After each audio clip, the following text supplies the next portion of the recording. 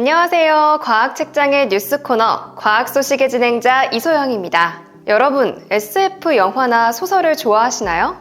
이렇게 직선적으로 물으면 나 SF 마니아다 라고 자신있게 대답하는 경우가 의외로 적더라고요. 전 세계 박스오피스 역대 흥행 기록 탑 10을 보면 어벤져스를 판타지 장르로 제쳐놓더라도 12년 연속 1위인 아바타를 안 본 이들은 많지 않았는데도 불구하고 말이죠. 여러분 혹시 국내에도 SF 어워드가 8회째 진행되고 있다는 사실 알고 계셨나요? 오늘은 국내 SF 어워드 개최의 의의와 수상 소식을 갖고 왔습니다.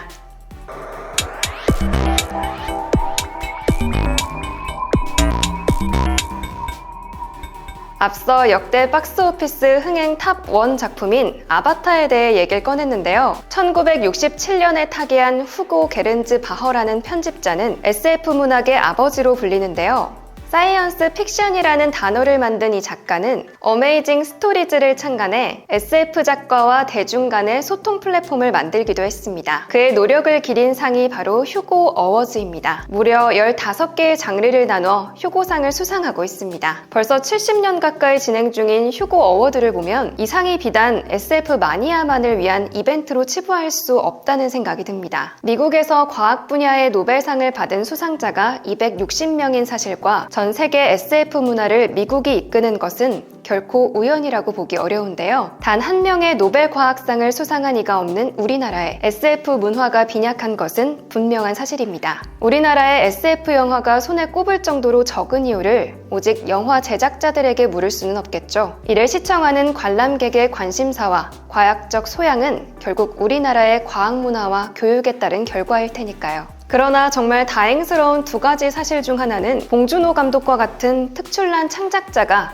오스카상을 수상하면서 SF의 기초 레이어를 다져주었고 능력 있는 SF 작가나 창작자들이 좀 더 조명을 받을 수 있는 기회가 열린 것입니다. 국내 SF 분야의 제작자들은 그들이 국가적 투자 기반의 부재 속에서도 기초 레이어를 만들었다는 데 박수를 보내야 할 것 같습니다.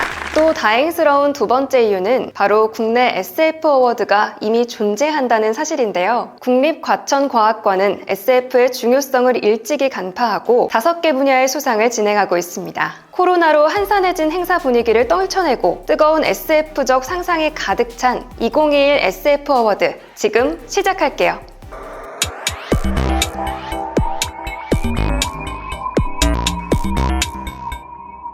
국립과천과학관 제8회 SF 어워드 수상작을 공개합니다. 앞서 휴고상을 수상한 유명한 SF 영화들을 열거했는데요. 오늘 소개하는 작품들 가운데 더 많은 사랑을 받아 휴고상, 더 나아가 오스카상을 수상하는 작품이 나올지도 모르는 일입니다. 여러분 많은 관심 바라면서 직접 작품들을 찾아보는 계기가 되길 바랍니다. 국립과천과학관의 이정모 관장은 지난 11월 13일 제8회 SF 어워드 시상식에서 2021년을 빛낸 SF 어워드 수상작 15편을 공개했습니다.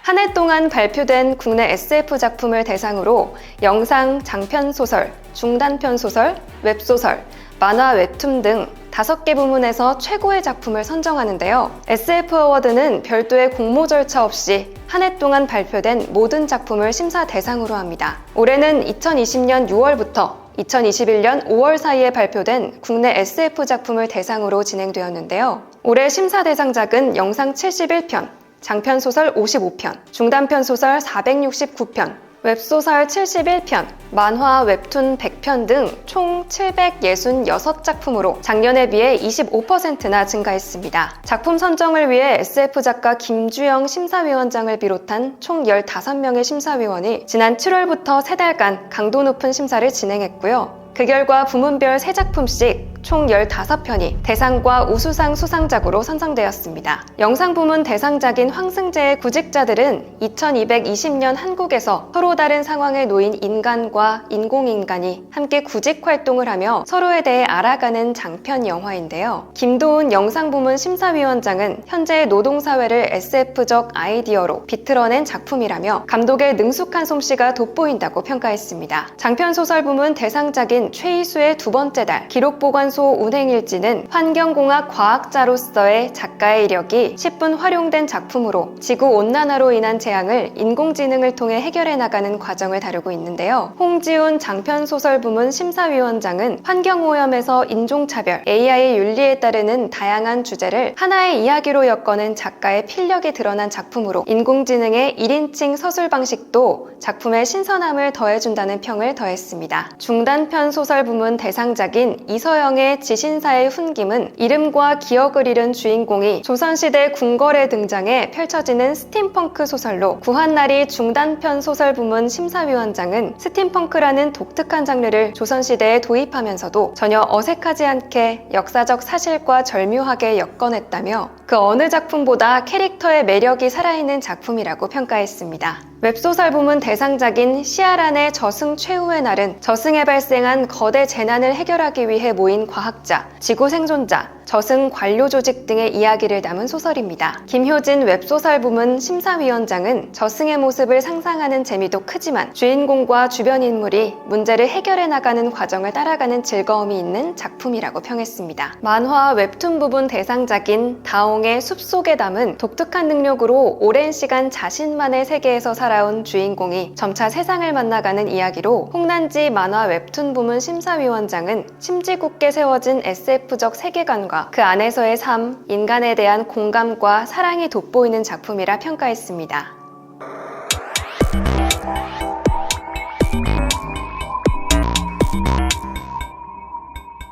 네, 수상작들 중에 관심 가는 작품이 있으신가요? 저는 수상을 기대했던 작품이 아쉽게 탈락해서 조금 아쉬운 마음도 드는데요. 비록 코로나로 인해 많은 이들과 직접 맞닿은 행사는 아니었지만 그간 진행됐던 SF 어워드 가운데 심사 대상작이 가장 많았던 만큼 치열한 경쟁과 열렬한 관심에 위안이 됩니다. 국내 SF 어워드가 SF인들에게 관심을 불러일으키길 바라면서 지금까지 과학책장의 과학 소식 이소영이었습니다. 감사합니다.